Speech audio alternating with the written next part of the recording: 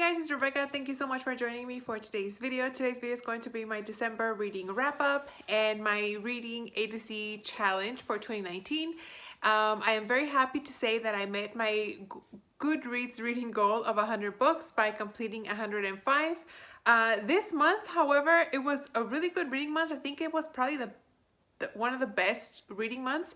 I was afraid I was gonna go into a reading slump, but I read a lot of good books this month, so I'm very, very happy about that. I'm not gonna try to go into too much detail because I don't want this video to go very, very long, but I did read 11 books. So I'm gonna try to make the synopsis as fast as I can. So to wrap up my A to Z reading challenge, last month in November, I still had 3 letters to go.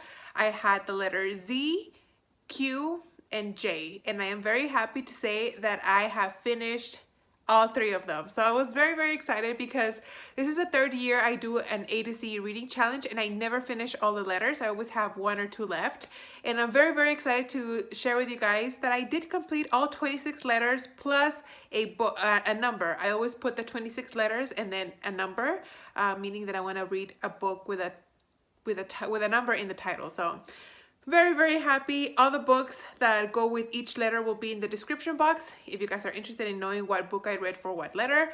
But of course, I'm going to start with those 3 letters. So in alphabetical order, I'm going to start with the letter J. And for that, I read Joseph by Charles Swindoll, which is kind of like the biography of Joseph from the Bible. It was a really short book. I read it super fast. I have read Esther and Elijah and Job, and David, and I think David has been my favorite one, but this one was really, really good. It's been my least favorite of the 3, but I still enjoyed it. It's always nice to dive a little bit more in depth into the lives of these biblical characters, so I really do enjoy it. I think I have 2 more, so I'm gonna continue reading them. I find them very, very interesting. The next letter was letter Q, and for that I read The Other Queen by Philippa Gregory. Now, I've always tried to have the first letter of the title be the letter that I'm making it count for, but sometimes with these more difficult letters I have to have a little bit more of leeway, so as long as the letter was within the title, I made it count, and so that's why the Q is right here for this queen. This book is about Mary, Queen of Scots, and Queen Elizabeth I. At some point in history, they both had a claim to the throne. And you guys know back then it was all about bloodlines. And if you had such a small chance to have a claim to the throne by blood, you were looked at as a threat to whoever was currently in the throne. So the only way to secure the throne is to get rid of any other threats. So if you guys have watched that movie, Mary, Queen of Scots, with I think it's Saoirse Ronan and that girl who played Harley Quinn in Suicide Squad. I can't remember her name, but I'll put a picture of the poster. If you guys have seen that movie, that was basically this book. But as I was reading this book, I was thinking of that movie the whole time. So I still enjoyed it. Not my favorite Philippa Gregory book, but it was still a good read. If you like historical fiction, I recommend it. And then lastly, for the letter Z, I read The Tattooist of Auschwitz by Auschwitz, by Heather Morris. This is based, I almost hit myself in the face, on a true story, so that was kind of hard to read. I love World War II Holocaust-based stories. I myself have been lucky enough to visit a concentration camp. I've been to Dachau, and it's hard. It's a hard place to visit. I haven't been to Auschwitz. I think this is the worst concentration camp that there is, or maybe the most famous one. I don't know which, but I have been to Dachau, and that was really, really hard to walk through. So as I was reading this book, I was thinking of like my memories from visiting that camp. Still, it's a great book. This is about this guy who is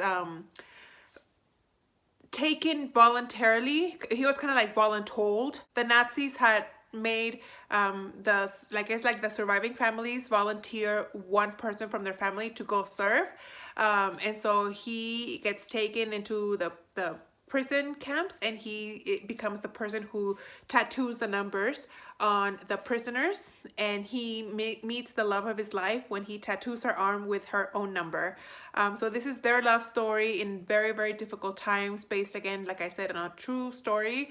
So very, very hard to even imagine that these people went through. I loved it. I highly, highly recommend it. Again, another nice historical fiction book, and I just recommend, if you like that genre, to read this book. Even if you don't, give this book a try. I really, really think you'll enjoy it. Then for the rest of the books that I read this month, I will start with There's Something About Sweetie by Sandhya Menon. I hope I said her name right. This is the third book. It's not a trilogy, they're not companion books, but the first one is When Dimple Met Rishi, and From Twinkle with Love. I really enjoyed When Dimple Met Rishi.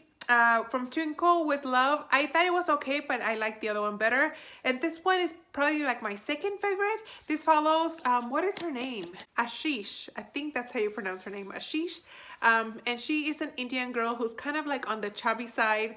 And her parents, especially her mom, is kind of embarrassed that she is a little bit on the chubby side. So she's always trying to, you know, tell her that she needs to lose weight. She can't wear certain clothes because she should be covering up her extra skin because she's a little extra herself. And this is just her trying to find her way within trying to feel comfortable with herself and be confident when her mom and her type of society are telling her that she's not good enough because she's a little bit chunky. She discovers love and self-confidence, and she stands up to her mom at the end, figuring out who she really is, and she should be loved by who she is and not by who people want her to be. It's really, really cute. I enjoyed it. And I recommend it. I think it's really cute. The next book that I read was Fracture by Megan Miranda. This is a paranormal, yes, a little bit of paranormal. This follows a girl named, what is her name? I read a lot of books, so I keep forgetting people's names. Delaney, who happened to drown on a lake, and she was pulled out of the water after 11 minutes. She was revived, but it turns out that after being revived, she starts developing certain abilities, and that's where the paranormal aspect in this book takes place. It was a good read, nothing like super scary. It kept me interested, but it's not like super, super good. I believe there's a sequel because it says here, Don't Miss Hysteria. And it's kind of like similar to the vibe that's got going here on the cover. So maybe I'll pick it up. It's not something that I'm gonna run out and read. But if I happen to see it, say on Book Outlet, and it's super cheap, I'll pick it up. But otherwise, I don't see myself finishing the series if it's longer than the 2 books. The next book that I read was All Your Perfects by Colleen Hoover. This follows a girl named, a couple named Quinn and Graham. And the book starts, it has kind of like parallel time stories. You start with Quinn finding out that her boyfriend is cheating on her. She kind of like walks into him cheating on her. Not quite though. She's outside the door in his apartment while he is in there with that other girl. But to her surprise, the girl that her boyfriend is cheating on with, her boyfriend is also outside. They're kind of like confronting them together. That's how they happen to meet. And things happen, but then it's kind of like a parallel story. That's how they meet at first, and then we follow them 7 years in the future where they actually got married, and their marriage is actually kind of falling apart. So we follow the story of them through the 7 years of how they met and how they got to the point where their marriage is falling apart, and we follow the story of how things are going. This was really, really good. I really, really did enjoy it. Sometimes Colleen Hoover tends to be a little bit heavy on the insta love, but this wasn't that, even though it's kind of like, you would think that it was insta love because she fell in love with her cheating boyfriend's boyfriend. That's really confusing. But this was not insta lovey at all. It was kind of sad at parts, especially when you're reading about the trouble that their marriage has and how they got to that point. I really enjoyed it. I think you should pick it up if you're into contemporary romance. Colleen Hoover sometimes can be super cheesy, sometimes she can be really, really good. I think this is one of the ones that's really, really good. So I do recommend it. I think it's worth the read. The next book that I have here is Confess by also Colleen Hoover. I forgot to remove the sticker here. But this is one of the books that I was telling you guys about where sometimes she overdoes it on the Insta Love. This book I did not like as much as All Your Perfects. This follows a girl, Auburn, I think is her name. And we follow her when she is 16, 15 or 16. And she is in the hospital because her boyfriend is dying. And then of course her boyfriend dies. It's in the first chapter, so it's not like spoilers or anything.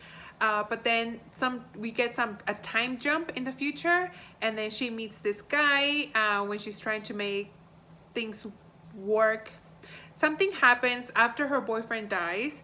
So she's looking for a job. She's now about 4 or 5 years older than when we first meet her.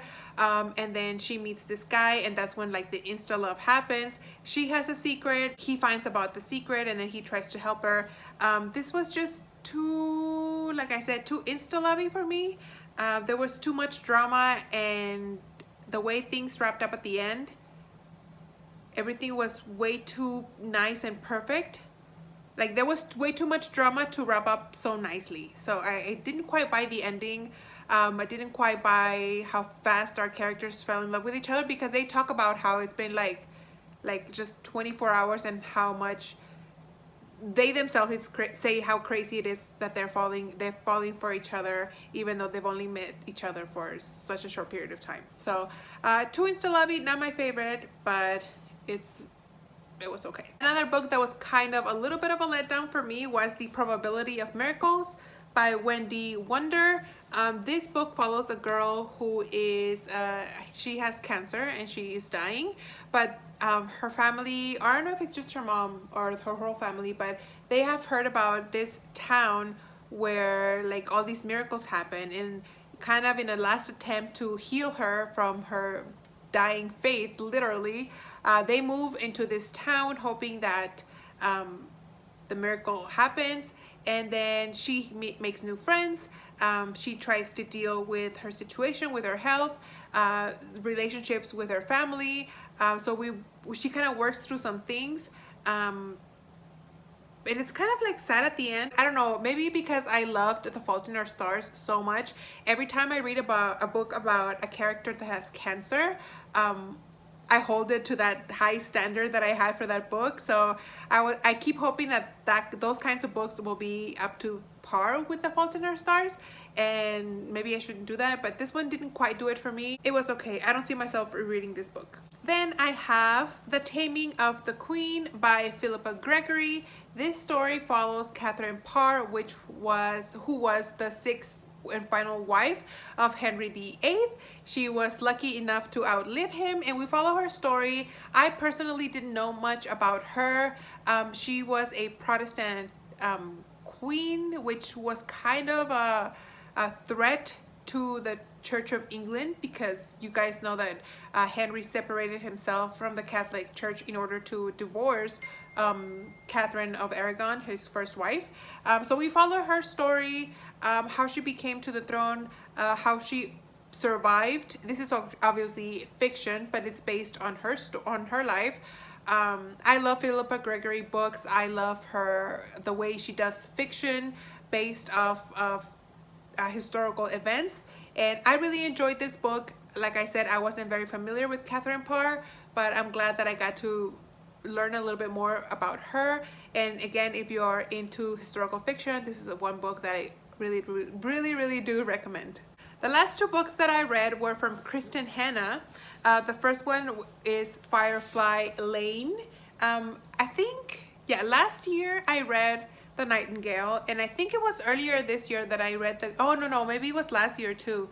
I read The Great Alone and I loved it.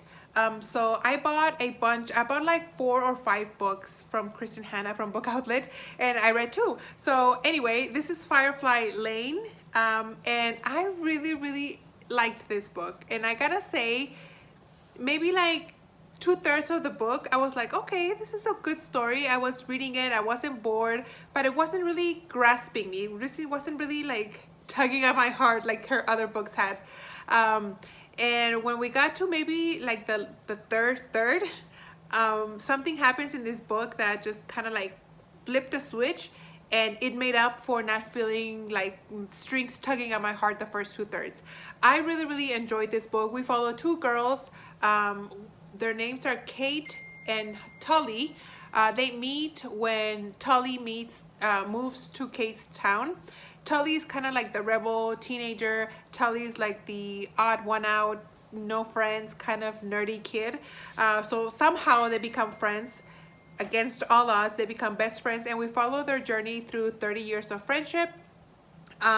This book does have a sequel, but based on how this book ends, I don't know if I want to read the sequel, because I know that it's not going to be the same, because based on what happens, there's no way like I can have the same emotional attachment to the second one. But I don't know. You guys tell me. Some of you guys had mentioned in my Goodreads account that you guys were very excited about the second book. I don't know, you guys I might need a little bit of convincing, but right now I enjoyed this book so much that I want to savor it a little more. So maybe I will read the second part, but way later on, just because I want to enjoy how much I love this book. So that's this one. So you guys, I really do recommend it. And the next one that I read from Kristen Hanna was Angel Falls by obviously Kristen Hanna. And this book is a lot shorter than the last 3 books that I've read from Kristen Hanna. And this book was just okay. We followed this girl, what is her name? Michaela. She has a horse riding accident, and she falls and she ends up in a coma. She's in a coma for about a month, but when she wakes up, she has amnesia, and she only remembers, like she's got, what do they call it? Retrograde amnesia. So she has forgotten the last 16 years of her life. So she doesn't remember much of what her life is like currently. She only remembers from 16 years ago and before then. So it was a good read. Very unsatisfying ending, because she doesn't like, that was probably a spoiler, but I'll remove that. So yeah, the ending was not very satisfying to me. So this book was just okay. I would recommend it if you like Kristen Hanna books. I think it's a good book, but just personally to me, the ending was not satisfying. But the story itself was okay. So that's that. And that's it, guys. That is everything I read in the month of December. I was kind of surprised at myself that I was able to read so much, because I felt I was on the verge of going into a reading slump, and I thought I was not going to meet my reading goal. But like I said, I read 105 books. For next year though, I am lowering my goal way down. I want to read 75 books, but a little caveat to that is that I want to read at least one 500-page book or more a month. So I want to read at least 12 big books. I do have a lot of big books in my TBR pile, and I felt like because I was trying to reach my goal of 100 books, I read a lot of smaller books this year. So I'm going to decrease my goal to 75, and in hopes to read 12 big books. So if I read more, great, but at least one big book a month. That is going to be my goal. I don't know if I'm going to do A to Z reading challenge this year. Maybe I'll take a break from that. I don't know, but I'll let you guys know in my January wrap up. Let me know what you guys' goals are. I hope you guys completed your reading challenge for 2019. Thank you guys so much for watching, and I'll see you on the next one.